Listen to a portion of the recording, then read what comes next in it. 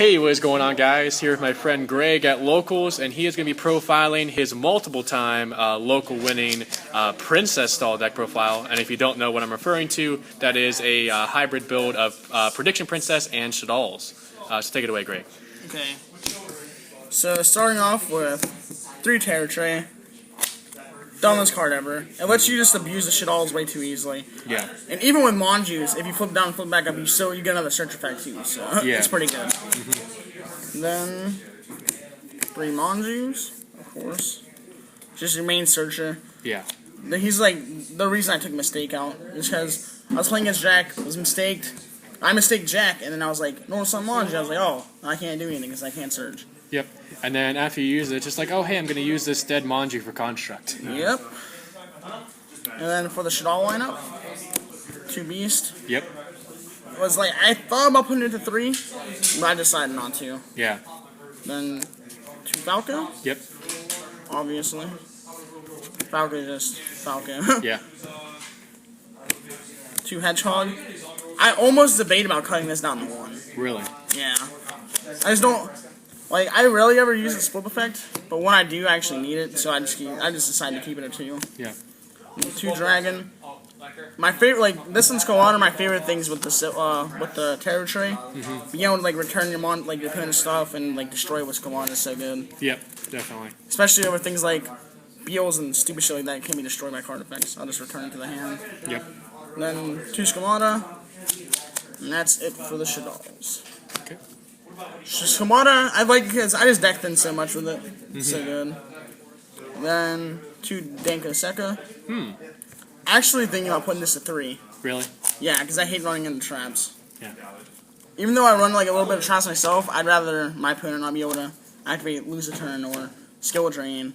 Yeah. Or any other stupid thing that Cleaforts or Yosenji's play. Yeah. Then for the one-ofs, 1 Dad. Wait, I'll do it like this. 1 Mathematician, 1 Konoyama. Why only 1 Mathematician?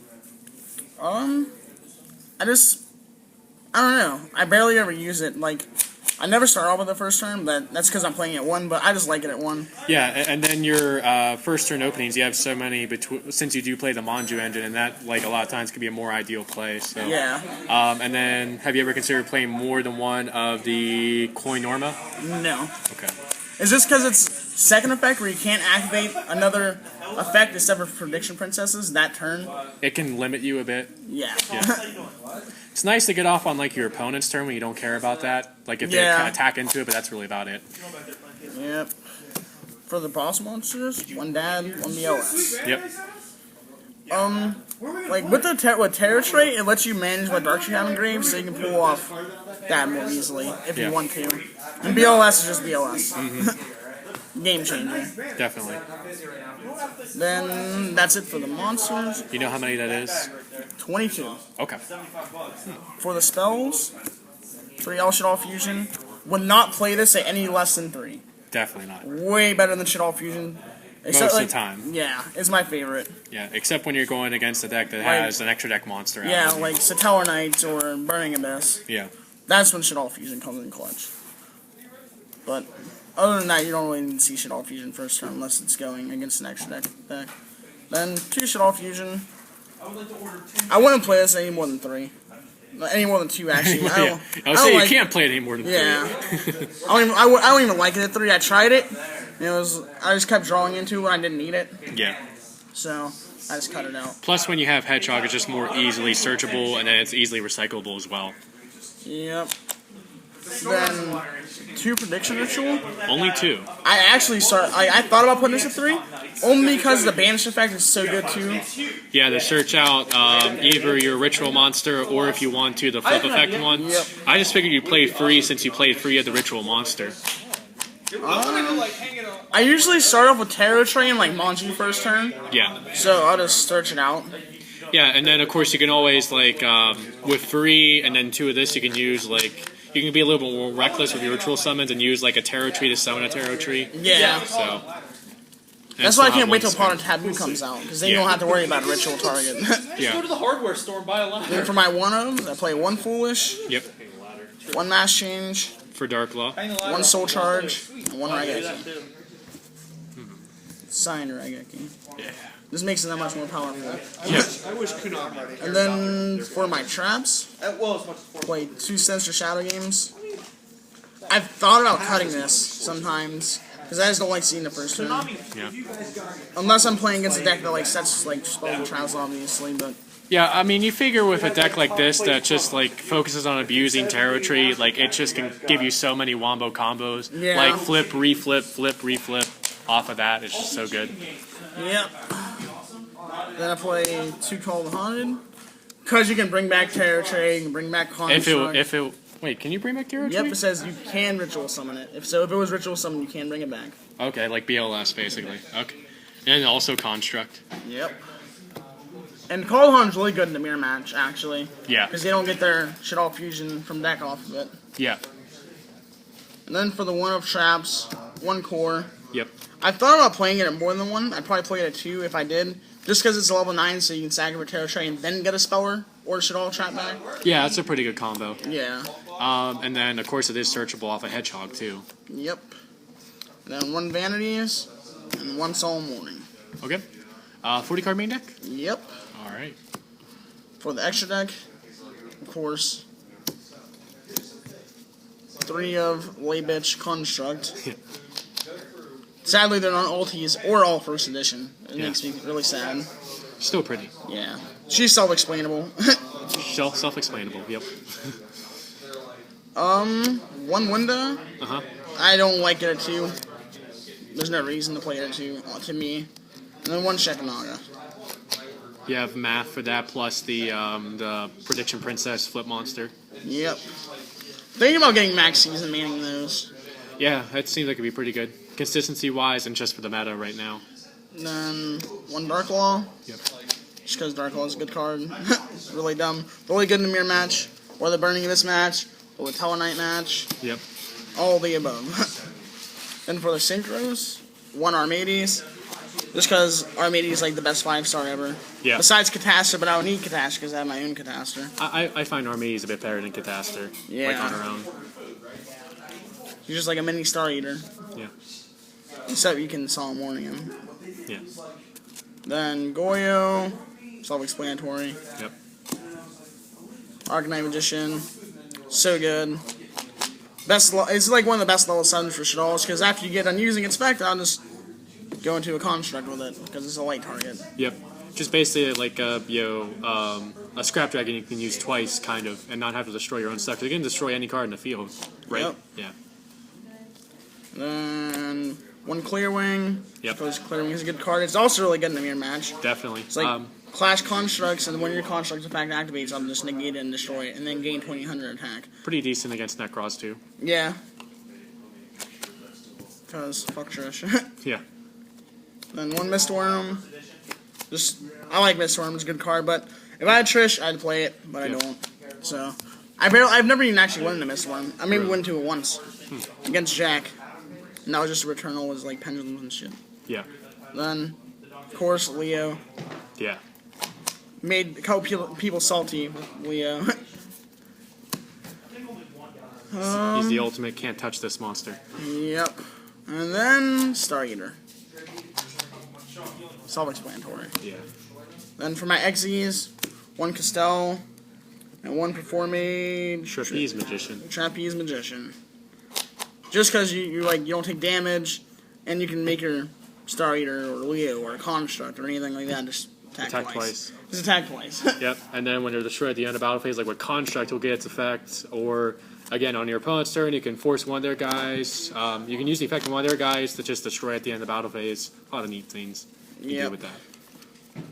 And for my side deck, 2 Flying Sea for Burning Abyss, Tellers, anything I feel like Xyz a lot. Yep. Even I would side it against Constellars too. Yeah. And then 1 Thunder King for Necros or whatever. It does. It really does. Would you ever consider main it? Or it's kind of under the same thing as Mistake, I would assume. Like you play Manju, so you don't want to play that in the main? Yeah. Okay. 2 Zombie Worlds.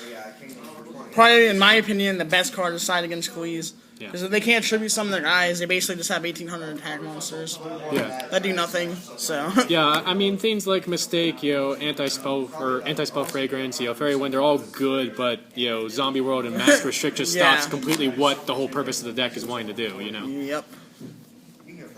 Then personally, my favorite side deck card, I always find myself signing this in Chaos Trap Hole. Yeah. I always because I've just been facing a lot of Light Swarms lately for some fucking reason. So I always just side into this. The nice thing is you don't really need it that much for Denko. You don't run like a whole lot of traps, but still light and dark based decks is just really good. Like banishing a Dante is pretty good. Yeah, we're banishing a Deneb. Yeah. So good. Practically just shuts down what they want to do. Yeah. Banishing a Construct in the Mirror, all that good stuff. Yep. And then 2 Fairy Winds also for the clean matchup. Self-explanatory. Yeah. Then 2 Iron Walls. If I ever find myself siding this in, I always side out BLS. Or in Dad, because that's why I just take out. I just take out Dad and BLS for that. Yeah, and then the only other thing you can't do is you can't banish the Ritual Spell from Grave for the search, but that's not really that big a deal. I hardly ever do that anyway, but when I do, it's just to get like a Terror Trader hand so I can go into Construct. Yeah, because it is a light. Yep. For the last two Mind Crush. Just because Mind Crush is Mind Crush. Yeah, definitely. It's self-explanatory. It's a good card. I'm pretty sure a lot of people like main deck this, but in Shaddolls you have like a really tight deck space, so you can't really main deck stuff that won't help you get your fusion and shit out. And you're not always going to keep cards in your hand, especially when you go aggressive and just like dump your hand for fusion plays. So there is also that to consider. So any last thoughts on the deck? Like what you think of the deck so far as you've been playing it? I know you've been doing really well here and then at Clutch as well with this deck. So well, in my opinion, I've gotten first Tuesday. I got second Thursday because I lost a Jack because I bricked. Yeah, that was last week. And then Friday, I got first at Clutch, beating Turbo Tower's first game. Yeah. Game 2, yeah, you just talked about this earlier. Yeah, I think I played Please Game 2 too. Yeah. I'm not sure though. But there's a lot of good decks. But, in my opinion, this is probably the best Shaddoll variant. Yeah. A lot better than the Star Serve engine. Yeah, definitely. This just gave Shaddolls what they needed, honestly. And when Pod Taboo comes out, GG, guys. Yeah. I Now, apologize. Now, what are you gonna do when Taboos comes out as far as your ratio between like playing core and playing Taboos? Are you gonna focus a little bit more on that just so you can consistently like ritual summon your territory? Whenever Pod Taboo comes out, this is going to 2. I'm taking Math out, Okay. and I'm possibly gonna cut the Call of the Haunted. Cut the calls. Yeah. And then how many Taboos and how many cores do you think you'd play? I'm gonna play 2 Pod Taboo, 2 this guy, and 2 Shaddoll Core. 2 Shaddoll Core? Just because she lets you flip summon him from your deck, which is really good. Just gives it a level 3 or higher flip effect monster. Yeah, you can. You just Yep. you just can't use the effect that turn. If you do it on your opponent's turn, like if you do it on your opponent's end phase with Territory, flip it face up, get the effect, and then on your turn you can flip up Taboos and get the effect, and then tribute it off for another Territory or whatever you want to do. Yep. So The deck just lets you abuse Shaddoll's way too easily. yeah, definitely. Looks like a lot of fun too, honestly. Yeah. It's probably I played the Wyvern Busters, I played Star Seraphs and Shaddolls. I played this Shaddoll straight up, and this is my favorite. This is my favorite type so far. Yeah. It's the most consistent one, and it does really, really good power plays. Definitely. That's almost hard to stop. All right. Well, thank you a lot for the deck profile, Greg. Was definitely looking forward to getting this one. Congrats on all the success you have, and I wish you nothing but the best in the future with this deck. So, of course, guys, as always, remember to like, comment, and subscribe, and let us know in the comment section below what you think about his manliest deck ever, Princess Dolls. So thank you guys so much for watching, and we'll catch you guys next time.